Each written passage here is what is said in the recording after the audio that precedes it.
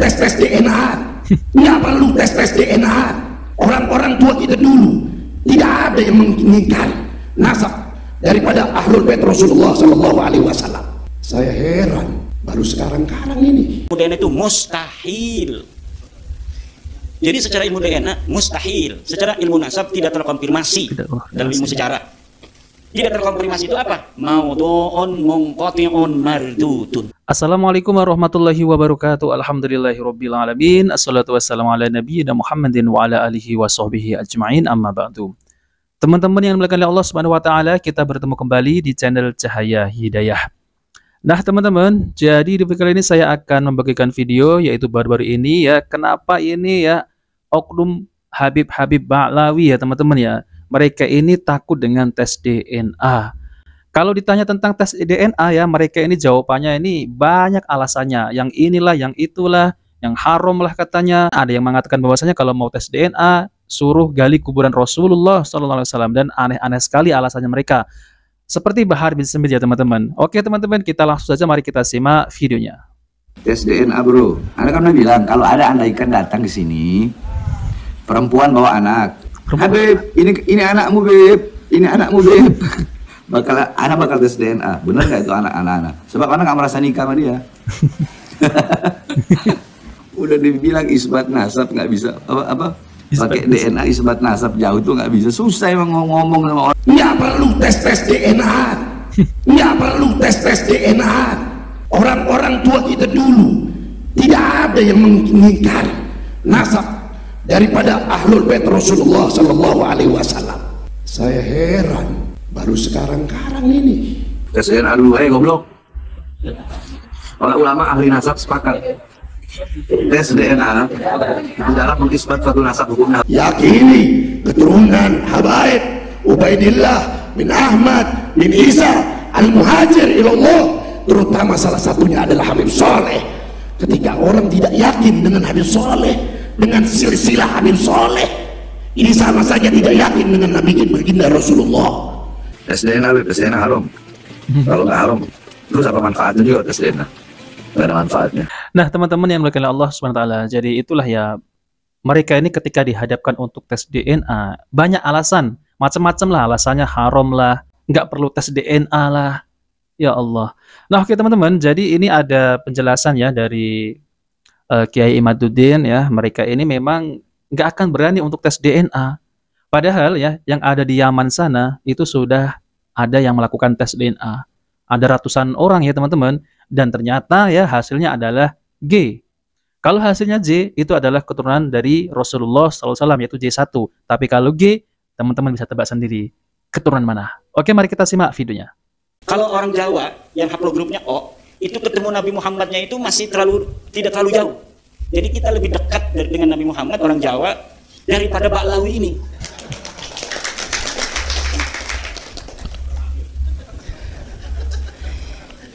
Itu Kiai dapatnya dari mana ya? Saya kan punya teman dokter dari BRIN. Dari BRIN. Dokter dari BRIN yang sekarang beliau giat untuk memberi pencerahan kepada masyarakat Indonesia tentang bahwa pengakuan Ba'lawi ini secara ilmu DNA itu mustahil. Jadi secara ilmu DNA mustahil, secara ilmu nasab tidak terkonfirmasi dalam ilmu sejarah. Tidak terkonfirmasi itu apa? Maudhu'un munqati'un mardudun. Nasab mereka itu tidak menerima. Ya silahkan kalau tidak menerima, dalilnya mana? Sampai sekarang tidak ada. Sampai sekarang belum ada. Tidak ada dalilnya. Bahkan kalau mereka memberikan dalil itu yang akan memakan mereka. Semakin mereka membuat dalil itu yang memakan mereka. Kenapa? Ya orang nggak ada apa-apaan di sananya, blank. Ditulis sekarang ini manuskrip, bikin sendiri. Ya emangnya manuskrip palsu itu nggak bisa diteliti? Bisa diteliti, Pak. Nggak bisa. Manuskrip itu bisa diteliti. Orang nggak bisa ngebohong dengan kertas, nggak bisa. Kalau misalnya dia ini salinan, kayak kemarin Murtado Az-Zabidi. Murtado Az-Zabidi katanya mengarang kitab Ar-Raudul Jalil. Murtado Az-Zabidi itu 1205, abad 13 Hijriah awal. Katanya mengarang kitab Ar-Raudul Jalil. Ini Az-Zabidi ulama besar, pensarah kitab Ihya Ulumuddin. Pensarah. Makanya Yai Afid husnudon pada Imam Zabidi, Yai Afifuddin Muhajir, wakil Rais Am. Wah, kalau misalnya Dia beliau bikin status. Nasabu ba'alwi bainal musbitina wal munfid. Kiai Imad lahu dalilun wa Murtada Zabidi lahu dalilun. Kiai Imad punya dalil, Murtada Zabidi punya dalil. Waduh, berarti kata saya Yai Afif belum tahu kalau kitab Murtada Zabidi Abdul Jalil ini palsu. Maka saya bikin tulisan laporan kepada Yai Afif bahwa kitab ini palsu. Dari mana mengetahui kepalsuan? Gampang. Karena kitabnya sekarang sudah dicetak oleh pakar muhakkik yang ada di Yaman, namanya Ba'dzib. Nah, di dalam terbitan yang terbaru 2022 itu dia membuat sebuah muqaddimah di dalam kitab cetakannya itu yang menerangkan bagaimana bisa adanya kitab Abdul Jalil. Ternyata di dalam penelitian Ba'dzib itu, Dr. Ba'dzib dari Yaman, bahwa kitab yang dikatakan karangan Murtada Zabidi ternyata tidak dikenal. Kitab itu disebut manuskripnya ditulis oleh Hasan Muhammad Qasim. Hasan Muhammad Qasim ini wafat 50 tahun yang lalu. Di dalam keterangan itu dia mendapatkannya dari sebuah manuskrip yang ada di Khazanah Al-Wafaiyah di Mesir. Diteliti oleh Ba'dzib, kitabnya tidak ada. Yang katanya tulisan seseorang yang bernama Abdul Mu'ti. Katanya ini tulisan Abdul Mu'ti, saya menyalinnya dari sana. Ternyata tulisan Abdul Mu'ti itu tidak ada. Berarti kalau tidak ada, dia mengarang. Lalu bagaimana, apa motifnya? Seorang Mesir yang bernama Muhammad Hasan Qasim menulis tentang Ba'lawi. Ada benang merahnya. Yaitu karena dia teman seseorang di Mesir yang bernama bin Yahya. Saya lupa apakah Ali atau Muhammad bin Yahya. Dari keluarga Ba'lawi. Dan Alwi bin Tahir yang ada di Bogor dan di Johor, karena dia itu sering bolak-balik Bogor, Johor, karena punya tugas sebagai mufti di Johor, orang Ba'lawi, mendapatkan manuskrip ini dari bin Yahya Mesir ini.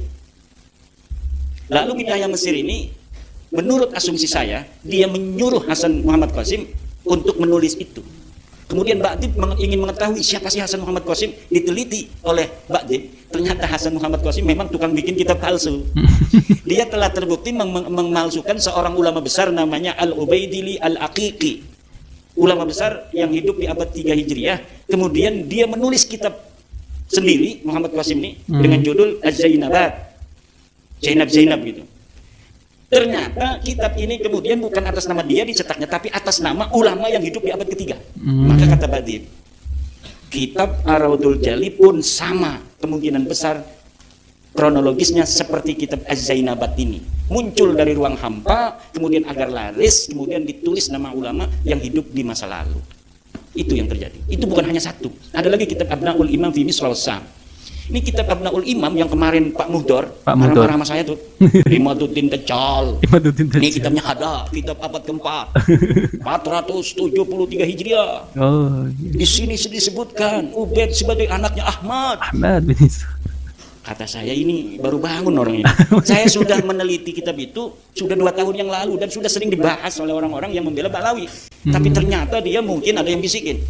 Beb, kitabnya ada tuh. Dia mungkin nggak mengikuti diskusi ini. Akhirnya dengan tinggal pede aja. Marah-marah. Mana katanya Imad menantang Ba'lawi? Ini Muhdor Al-Hamid sudah ada. Hakik ini kitabnya.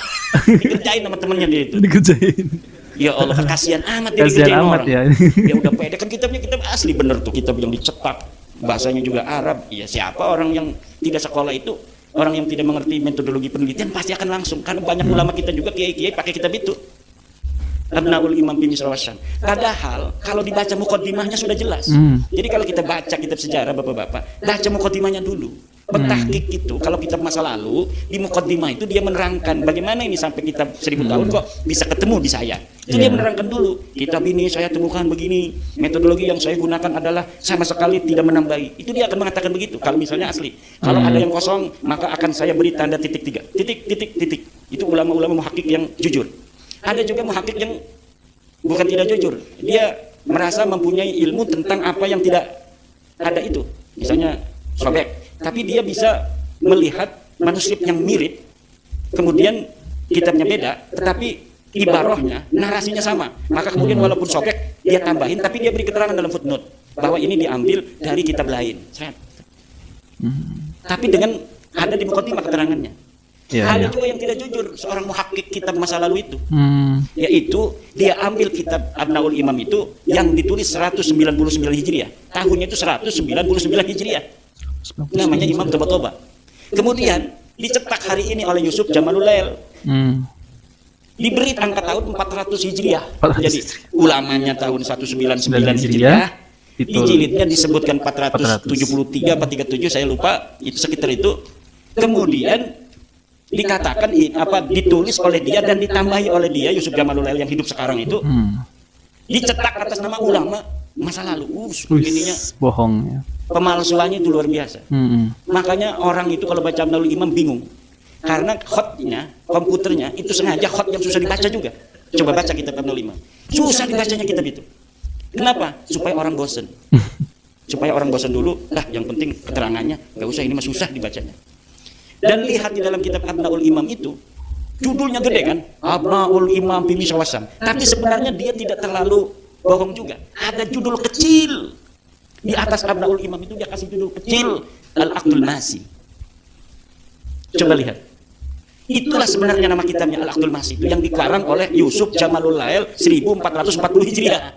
Bekelingi mati nih sampai tahun. Tapi di dalam kitabnya ditulis abad ke-5.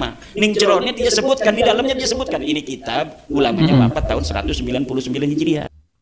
Nah, teman-teman yang dimuliakan Allah Subhanahu wa taala, jadi itulah ya penjelasan dari Kiai Imad Al-Bantani tentang terkait masalah ya oknum Habib-Habib ini yang mereka ini ya mengambil dari kitab-kitab yang sudah dipalsukan ya. Kasihan sekali ya, apalagi itu Bapak Muhdor ya yang dengan PD-nya mengatakan bahwasanya ini kitabnya ada katanya. Padahal itu dibohongi oleh temannya ya, teman-teman. Nah, kitab itu sudah dibahas oleh Kiai Imad 2 tahun yang lalu ya, teman-teman.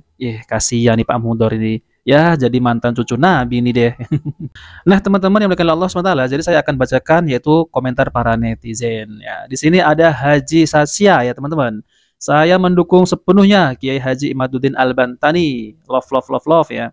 Di sini ada Kartarisonari ya, teman-teman. Bangga punya ulama yang sangat cerdas dan alim, Kiai Imaduddin Al-Bantani ya. Lalu kemudian di sini ada Satria Piningit ya. Pak Kiai Imaduddin sama Pak Kiai Nur Ihya pantas jadi ketua PBNU. Saya yakin akan bersih dari orang-orang Yaman. Kalau Kiai berdua ini jadi ketua PBNU, yang setuju angkat jempolnya. Di sini ada Jamal ya, teman-teman. Terima kasih Kiai Imad Al-Bantani. Di sini ada Wangahwa ya. Di sini ada Wangahwa. Kiai Imaduddin emang jadid, semoga diperpanjang umurnya, disehatkan badannya untuk berdakwah di bumi Nusantara, mencerdaskan bangsa. Amin. Di sini ada Mbah Muji Sudan, lahir di Indonesia, besar di Indonesia, hidup di Indonesia, pro Kiai Indonesia, selawase. Di sini ada Bani Jawi, ternyata kita lebih dekat ke Nabi daripada plat G. Ayo sadar Kang Kibin. Nah, teman-teman, di sini ada komentar dari Kai Calvin ya, sungguh luar biasa ilmunya Yai Imad. Nah, teman-teman, jadi apa yang dikatakan oleh Bahar bin Semit, Pak Muhdor, dan oknum Habib-Habib yang lain ini, kenapa mereka ini takut untuk melakukan tes DNA? Ya, karena mereka takut kalau ditinggalkan oleh para muhibbinnya. Kalau hasilnya G, wah bahaya ini, jadi mantan cucu Nabi, dan tidak bisa dawir lagi, tidak bisa malak-malakin mukibin, dan tidak bisa menipu umat lagi. Apalagi ya ceramah ya teman-teman, tentunya sudah tidak akan dipercaya lagi oleh jamaahnya. Yang katanya punya karomah lah ya, punya karomahnya itu aneh-aneh ya teman-teman, di luar nalar manusia ya teman-teman. Dan itu bukan karomah, itu adalah penipuan, jelas adalah pembodohan ya. Jadi tidak akan bisa kita ini ngaji dengan oknum Habib-Habib ya, Baklawi ini tidak akan mendapat ilmu sama sekali, karena pengajiannya isinya ya seperti itu ya teman-teman.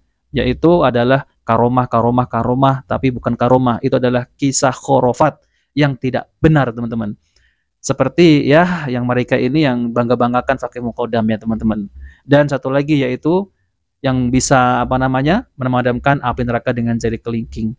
Dan terbaru lagi ya teman-teman, itu ada yang mengatakan bahwasanya memiliki lampu ajaib ya, jin, meminta kepada jin. Teman-teman bisa lihat kok ya, lucu ya mereka ini kalau berceramah ini. Semestinya agama mereka ini apa sih ya teman-teman ya? Saya juga bingung ya. Kok mereka ini suka nipu umat, dawir, mengatasnamakan karomah dan lain-lain. La haula wala quwata illa billah. Nah, oke teman-teman, itu saja yang ingin saya sampaikan. Jika video ini bermanfaat, jangan lupa like dan subscribe di channel Cahaya Hidayah. Wabillahi taufiq wal hidayah. Wassalamualaikum warahmatullahi wabarakatuh.